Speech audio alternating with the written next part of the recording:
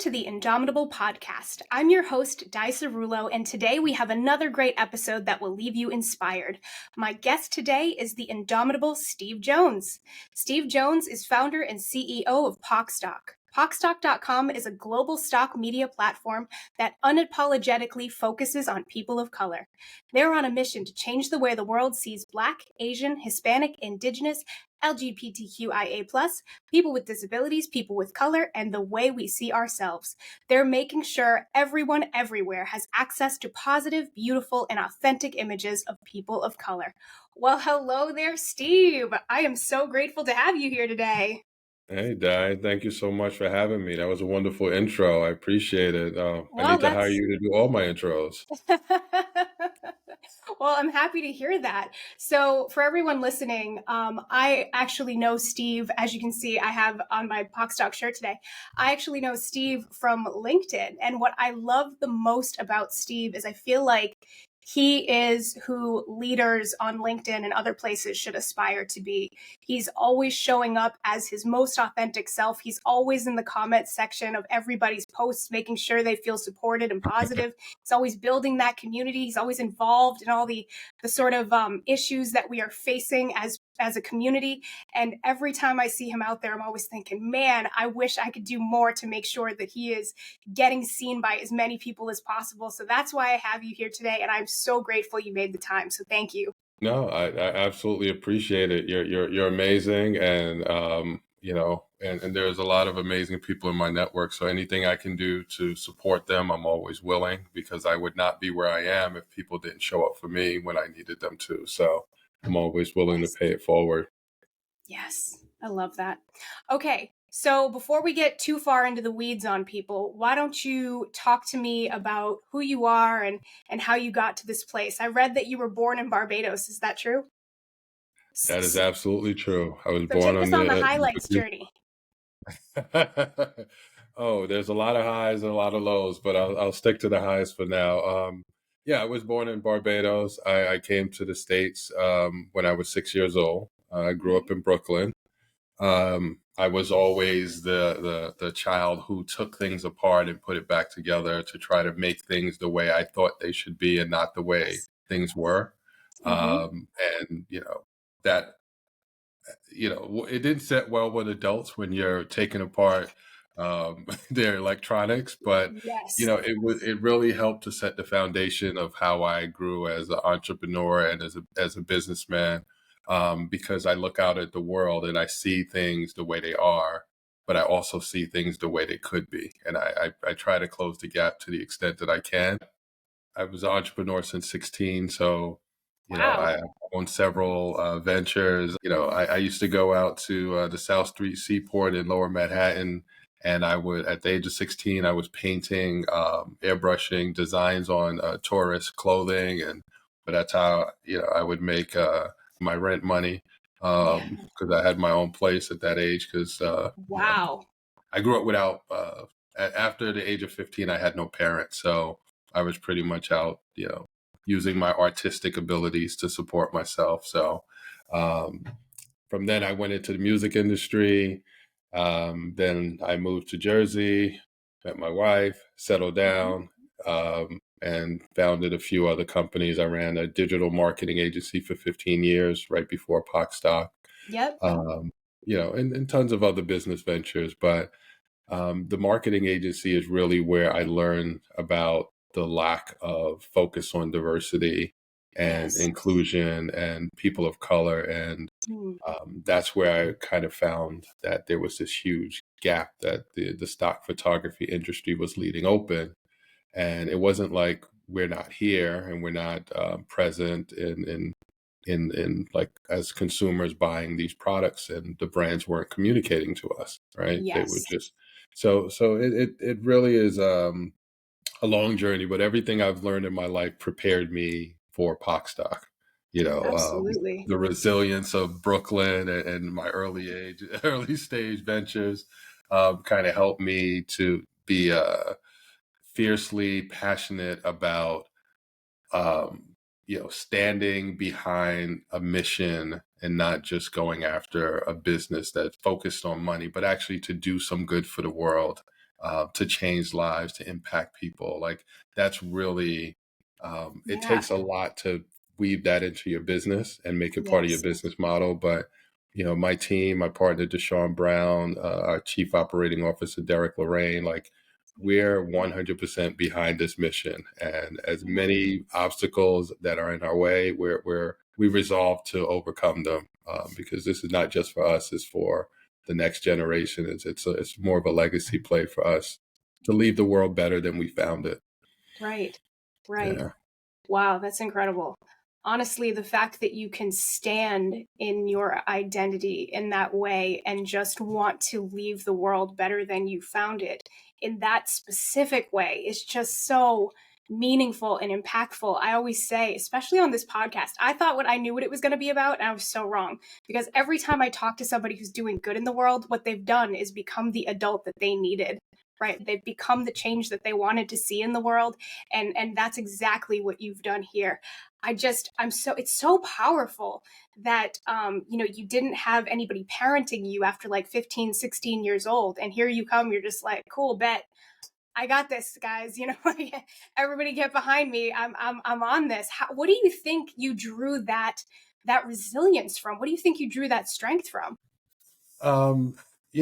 Just I'm let me just make sure I'm clear. I didn't have parents, but I did have people looking out for me. My older sister Right. Marcia, Right. all of my friends' parents. I had so Right. many mothers, like I had so Yes. many unofficial mothers who looked out for me. So many, mostly Yeah. women who Yes. really leaned in and said, "Hey, Steve, you really could be something. You really can." Yeah. And I was young. I was, wasn't listening. I was hearing it, but I wasn't listening and absorbing it. But Right. um, we have a certain work ethic in the Caribbean. Mm. It's just innate within us to work at a certain way. There's all Right. sorts of stereotypes matching that, but some of it is true. Like we Yeah. have a different work ethic.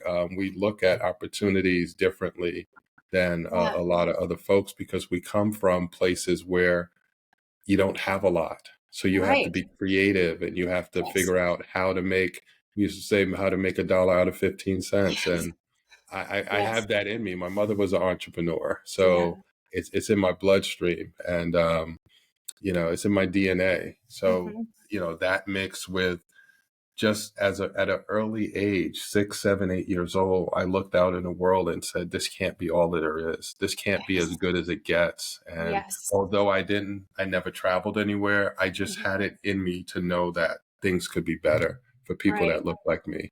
Yes. You were just Yeah. born knowing, right? Like Yeah. you had it in you already. You already knew what you were here to do. That's so fascinating. And I grew up in foster care, and it was women that saw me more. I mean, you always got to make sure that you're thanking the people who took that moment to see you in that way. And I'm so glad that that was your story as well, that people found their way to you and told you that you had value in a way Yeah. that you might not have known otherwise. I didn't see it. I knew I was different, but I didn't see Right. what they saw, Right. because I Right. only experienced what I have experienced, right? And Of course. everything I experienced was having the bare minimum, like not having Yes. enough food, not having Right. enough space, not Right. having access to things. Like that was my life experience, but something in me knew that there was more than that for me, but I Yes. just had no idea what it was. Right. What do Yeah. you think it was that sort of, I don't want to say saved you. I want to, you know what? I'll give you an example. So for me, it was reading. The thing that saved me was reading. The thing that found me was reading. What was that thing for you? uh, creating, creating. I'm an artist. Yes. I'm a mixture of art and technology. I love Business that. came later. Commerce and Yes. business and those things came later. But Yeah. I can from early age. I would draw. I would sculpt. I would paint. I would create things and get lost in my creativity. And when I first started my last company, which was started off as a web design company where I did a favor for a friend, Hmm. and that website turned out to be Jay-Z's fan club site, That's which kind of awesome. led to a 15-year Yes. career by me doing a favor for a friend. That's how it Um, starts. yeah, and I can see myself, you know, back then so engulfed in my creativity. Like I would sit there and brush pixels in Photoshop for weeks Yes. at a time to make the perfect, you know, Yes. artwork. And it was just like, I get so lost in that. And that helped me. I translated that into music in the Yes. music business. Now I translate that into how I get creative with deal making and how I get creative with building company cultures. And so Yes. it translates differently, but I'm a born creative. You're Um, creative. Yeah, yeah. absolutely. What do you think? So you, as I said in the beginning, you are just such an amazing leader. And as I Thank say, you. you are a leader that I aspire to be more like, and I'm always learning from you. What do you think some of your biggest leadership dues are? Like your biggest leadership, this is the thing, you got to do this and these four things in order to be that type of leader that can lead a community the way you can. Wow. That's a lot of Sorry, I didn't mean to pressure. overdo. I'm sorry, I write books. I It's a lot of apologize. You pressure. know what I mean? But I would say this. What I've learned is over the years, finding your own voice is important, and knowing what you can and can't do, like what you're good at and what you're not good at. And then Right, empowering people to do the things that you're not good at. Like you right, can't do everything yourself. You right. can't micromanage every situation. You have to have a certain level of trust of other people, Mm, and you have to first know yourself well enough and be honest. Hey, I'm good at math, but I'm not good at hmm. science. I'm good Right, at I'm good at creative and pitching for clients, but I'm not good at financials. So you know where your shortcomings are, or the areas that you're deficient, or areas that you're just not interested in. And that's mm, where you kind of help put together a team to fill in those gaps. That's one thing. I think any good leader is someone who listens hmm, more than he talks, or he or she talks. hmm. And, recognizing that there are other voices. I'm a creative. So when I was doing my art, my creativity is probably the only time I'm sensitive about, anything I'm doing is when I'm doing my artwork. Like Right. you can literally probably hurt my feelings only if it's about art, about my artwork. Yeah, Other than that, everything rushes off me, but knowing yourself allows you to helps you to know other people.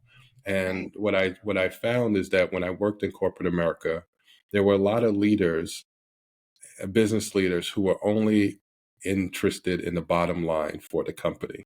And that's Yeah, important, but it's not yeah, the only important thing when you're doing business. People are important.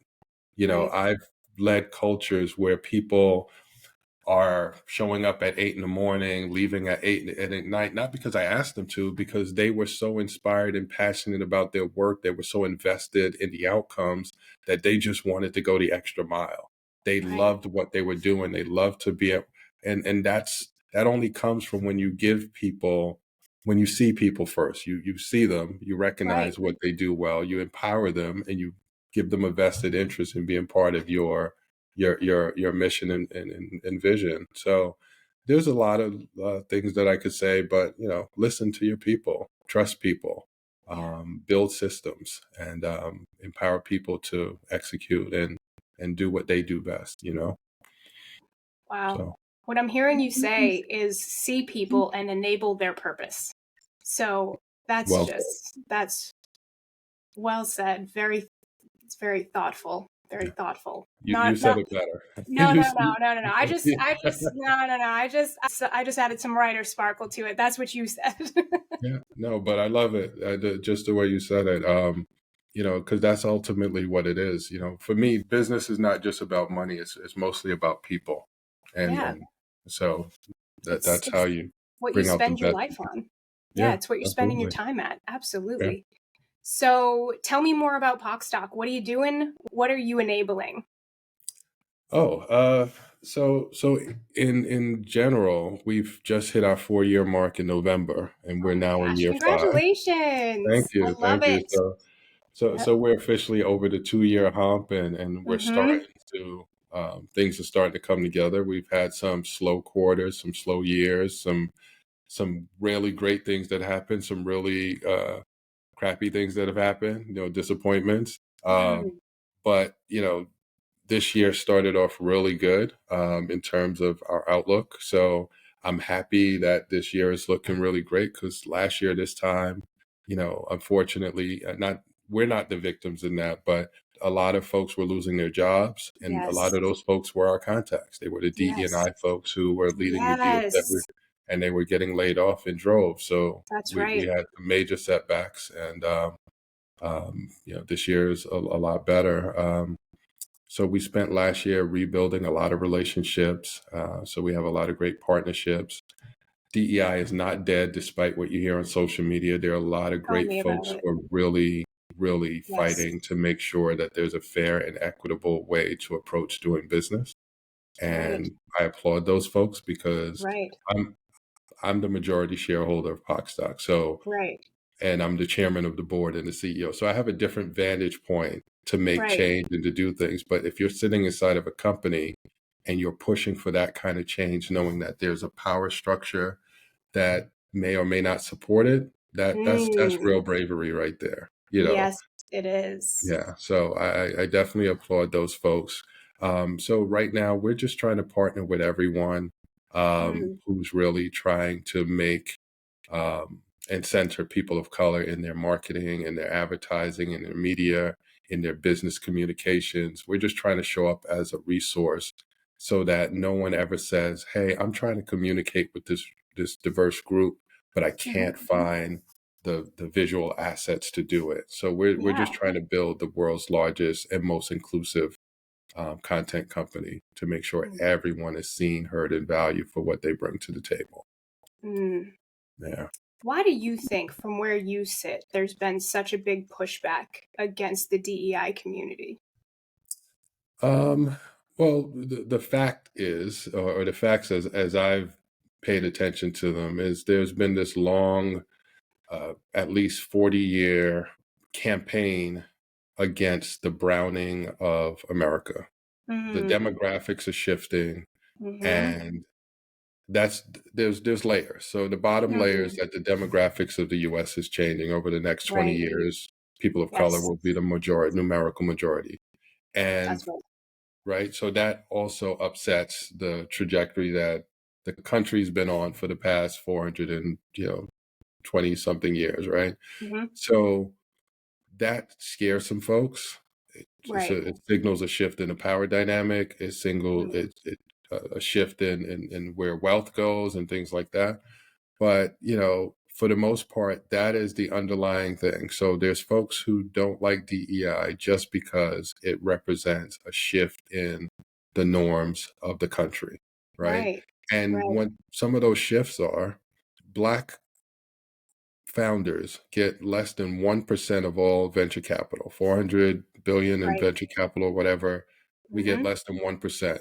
So if we want 2%, Mhm. that is taking from someone else in someone's mind. They're Right. factoring, okay, we're getting 99%, but if we only get 98%, that is somehow wrong or going in Right. the wrong direction. I Right. can get it if it was like a 60-40, but Maybe. when you Yeah. already have 99% of something and you refuse to give up 1%, 2% to everyone else, it's not to say Mhm. that you're giving Yeah. it up to, so that is kind of also why um, there's some pushback on DEI. Mhm. Um, there's also a few other things. I don't want to be critical of any DEI executive because, some folks were really trying to do a good job and they are, but some folks were not really qualified for DEI work. And, Right. it was just like Right. tap the nearest person of color and, give them a title, but not give them the responsibility, the Right. support, the funding to actually make something happen. This is more for headlines. Mhm. And, those folks were unfortunately swept up into uh, corporate posturing and Yes. performative, sort of thing. And it's unfortunate Yeah. because a lot of those folks are really good people who really wanted to do a good job, but they didn't have the support system to do it. Yeah. So Yeah. inevitably it was going to fall apart because it wasn't built on a honest foundation. Mhm. So, and that's just my observation. I know tons of really great DEI folks. Right. But it needed to be restructured in order for it to be successful. So maybe Right. the ENI 2.0 will be better than the first reactionary DNI model from George Floyd murder, right? So Right. the Right. next round may look a little different and be more substantive than Right. the first version. And we need space to do that. Like nothing is Yeah. perfect the first time. You iterate, No. right? Right. So Right. Yeah. I think for me, living in the DEI space, I think what I came to the realization of as I would go in time after time when people would call and I'd say, oh, well, I don't teach anti racism because I'm not Black. They'd be like, oh, well, then what do you, and it's like, okay, well, I'm not sure what you thought was going to happen here, but like, I can refer you to all these people. They were like, oh, no, no, we wanted this. And it's like, okay, I don't want to be a comfortable way for you to do this. I yeah, don't want to be a person that pushes out somebody else out of their job. It sort of felt to me like I was a way for shark netting to be built from the top down. And yeah, that felt very disingenuous to me. It just felt, I mean, not all money is good money, but it definitely felt like, it just felt like you were sort of propping up a system that shouldn't continue to thrive. Like, I didn't feel like putting all my effort and energy and body and soul into maybe some of these corporations that maybe needed to have a little reckoning moment. You know what I mean? Have a little come to Jesus moment. You know what I mean? I do. And you at least had the presence of mind not to fall for the okey doke because Oh, right. a lot of folks, other folks didn't, and it kind Yeah. of tarnished their personal brand. But Yes. we Yes. do have a lot of corporate partners who are really, really good partners. It's enforced from the CEO down. It's part of their Yes. annual Yes. reporting. In some Yes. cases, it's part of people's performance reviews, how they Yes. Yes. Part in of a their week. management reviews. Yes, yes, yes. Absolutely, yeah. I So love those to are see it. I love to see it done right. I had a lot of experiences where it was just kind of not going in that direction. And for me, I did not want to enable that, right? I didn't want to sign my name to things like that. I did feel like some of the DEI world got a little bit more, less about doing the work and more about, as you say, the headlines. So, yeah. no, I think you're right. I think Carol Anderson was right when she wrote White Rage, and she was saying how every time there is a social movement forward, there is an equal and opposite pushback immediately after. I tell anyone who's interested in a fair and equitable world, Yes, don't let anybody push you back. If yes, this that's is right. something that needs to happen. It's been Yes, long enough where too many people have to try to split 1% while everyone, while yes, one group gets the 99% comfortably and not that's have to right. even compete for it. It just shows up. And we need to push for 2%, 3%, 6, Yes, 15, 20. yes, I tell a lot of our corporate partners when I first sit down with them, I said, my goal is to get the same percentage that we represent in the population, 13 to yes, 14% of your yes, annual spending on stock yes, imagery, right? right, That's right, it. You need right. to spend at least 13 to 14% with us every year. Yes, That's equity, yes, that's right? equity. Exactly. Yep, So, absolutely. Especially when you think about what the Black community is spending on some of these brands, right? Like they yeah, should be able to speak to communities of people regardless, right? Like saying that, oh, well, they'll just feel that way or they'll just do this or that's ridiculous, right? it Like is what ridiculous. what are we talking about here? It feels like a lot of times we have companies that want to assume that the world is a meritocracy, but very much don't want ideas to rise to the surface based on merit. I think that that's very fascinating. It makes me wonder if people truly believe that or if that's just something they say. Do you know what I mean? I don't think they truly believe it. I think Right. I think if they do believe it, they're oblivious to what they actually earned. And I think, I have tons of friends across different cultures, Black, Yes. white, Asian, Yes. all across. And Yes. one of the things that I realize is that each group has their own set of privileges, right? Yes. A lot in recent times have been focused on white privilege, but we Right. all have our different privileges. If you wake up in the Hmm. morning, you have use of all your limbs, Yep. you have food in the refrigerator, You can go get up and work. You have some level of privilege that someone That's else right. doesn't have, right? That's right. Uh, Yep. but at the end of the day, what I realized is that, and I hate to stereotype people, but every white person that I know, when George Floyd died, and I have Mm-hmm. dozens and dozens of white friends, Mm-hmm. called me to ask me about it. How was I feeling? How was this? What does this Mm-hmm. mean? What does that mean? I'm the translator for a lot of different cultures, but what does this mean? And it was a genuine lack of understanding of what is beneath the surface of different cultures. Like, why do you feel that way? I never have to think about that. You mean if you see a blue light and a siren in the back, you immediately think that you're about to die? Like Yes. people didn't understand that concept that, Right. if you're white and you see a cop behind you, you think, oh man, I'm going to get a ticket.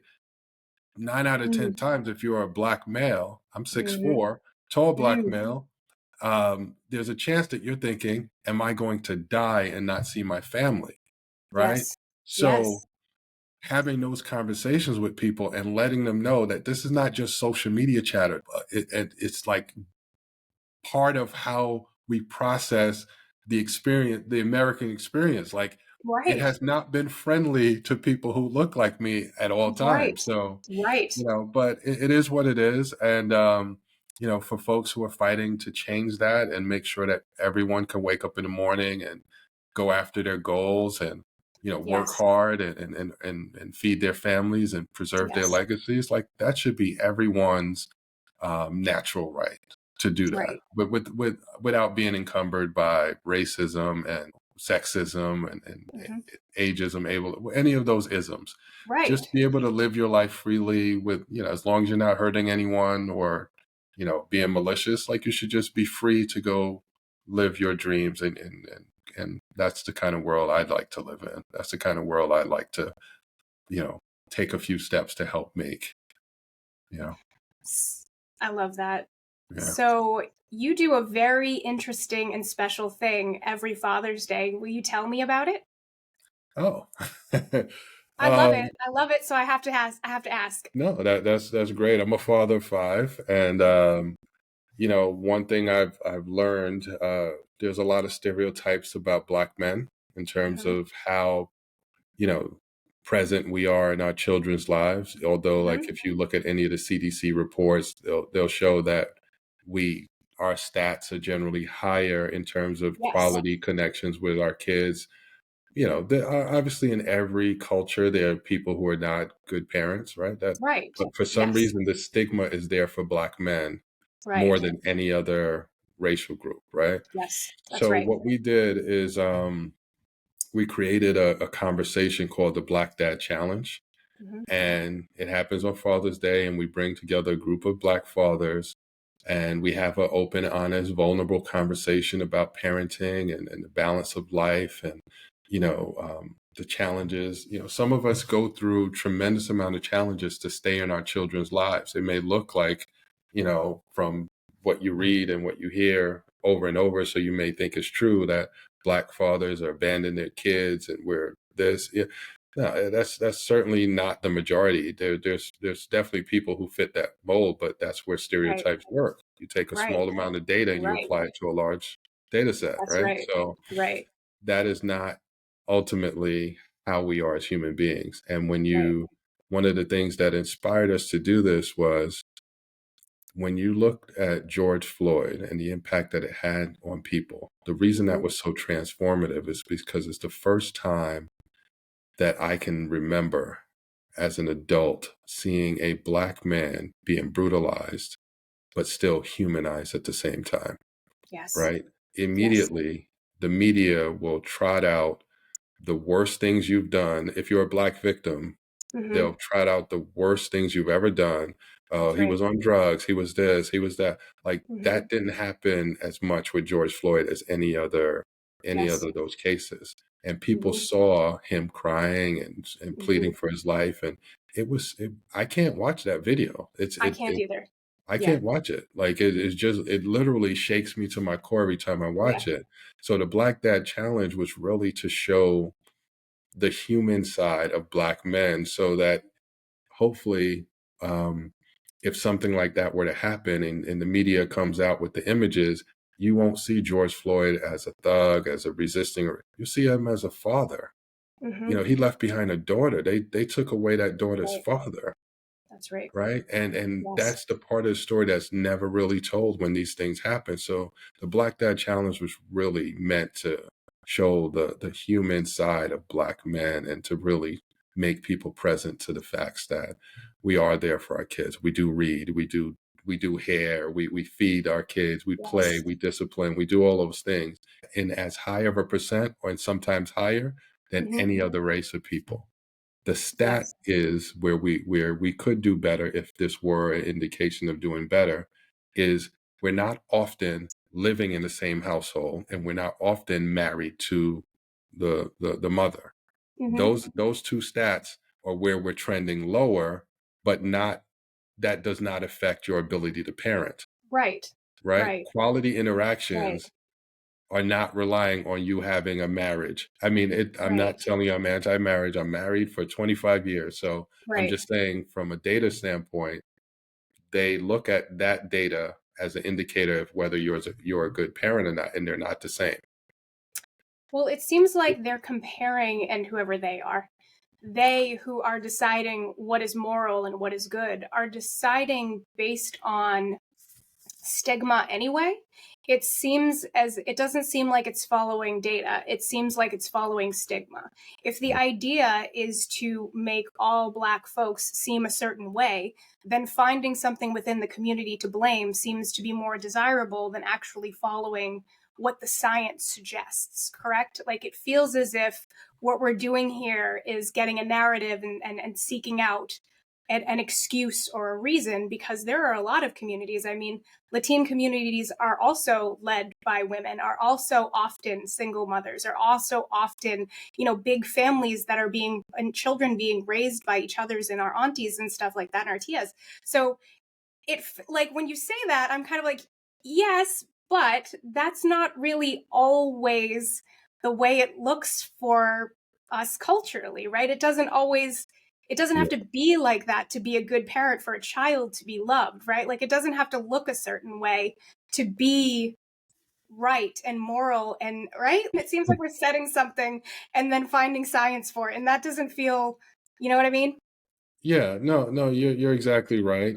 There is a narrative. There Right. is the nuclear family kind of Right. print blueprint that's there, which it doesn't match up with. So it's just more social norms and Right. the folks who have had a chance to kind of architect our our civilization have Right. determined that that family structure is the family structure that everyone should sort of aspire to and kind of, if you don't, then, there's something wrong. But, Right. you grow up how you grow up. If you have love in your life and people who care about you, whatever that Right. support system is, ultimately, that's all that matters. I love waking up every day and having my children here. I never missed a moment, Me in their too. lives. So I love that experience.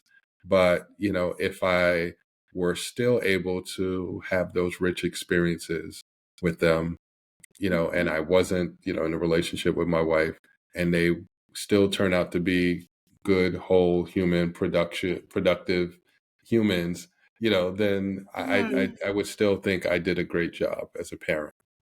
And you would have. And you Yeah. would have. Honestly, as a child foster care, I'm really surprised that people come up with such strong opinions about what things should look like without ever putting any effort into making sure that's the case for even the people that they are responsible for. Right. Children who are wards of the state, for example. I'm very surprised they have such strong, loud, and wrong opinions about how things look and how they should be going. I'm often very eyebrows about that. But that is neither here nor there, and perhaps a different conversation. So I love your work. I think it's amazing. How do people support you? How do they support POCstock? How do they support the work you're doing? How do they reach out?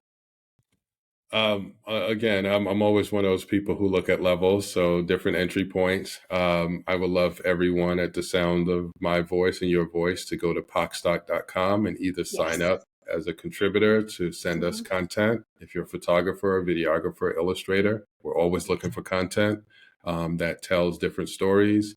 If you're someone who owns a business or runs a marketing department or creates things and you need Yes. content, definitely sign up as a customer. That would be great. We're always uh, looking for partners. So if you Mhm. have some value that you think you can add to our mission or vice versa or mutually beneficial is always the best way to go. Mhm. Definitely reach out to us. We'd love to hear from you. Um, and just give us a shout on social media every once in a while. Like, Yes. if you see us and you like something we're doing, definitely refer us and amplify what we're doing. Yeah. The algorithms these days don't like anything that really gets too deep in the conversation of bringing us all together under Mhm. certain racial banners. And it seems like certain content gets tamped down. So we Mhm. rely on people to help amplify those, especially on like LinkedIn, Instagram, and others. You know, Yes.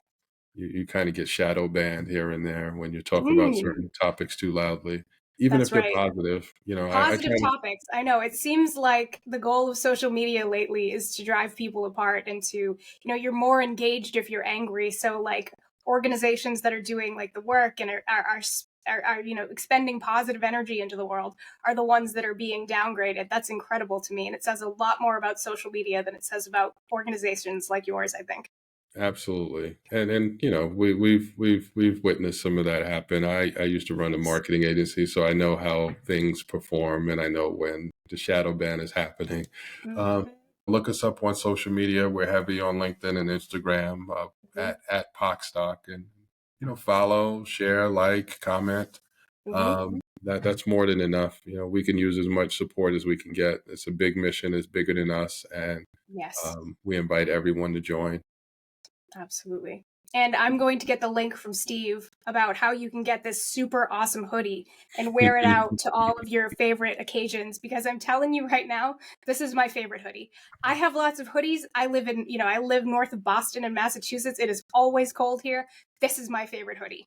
I have had to hold on to it all week. I was telling Steve when we got on, I washed it earlier this week. I hung it up so I could have it just for today, and I've been bummed about it. So I'm going to put the link in the comments, in the show notes, to make sure that everybody can get one of these amazing hoodies and support everybody at POCstock and the work that they're doing. So I appreciate I'm going that. to wrap this up. I would love to keep Steve forever chatting, because, as I say, he is such an incredible leader, and the work that he's doing is so important in this moment today. But I have to let him go and get back to his life. Y'all, thank you for tuning in today. If you enjoyed this episode, please share it with your friends.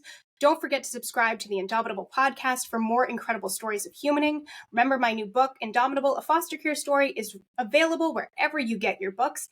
And finally, as ever, I am so happy to have you here in community with me. And remember, together we are truly indomitable. Have a great week, everybody. Take care. Thank you.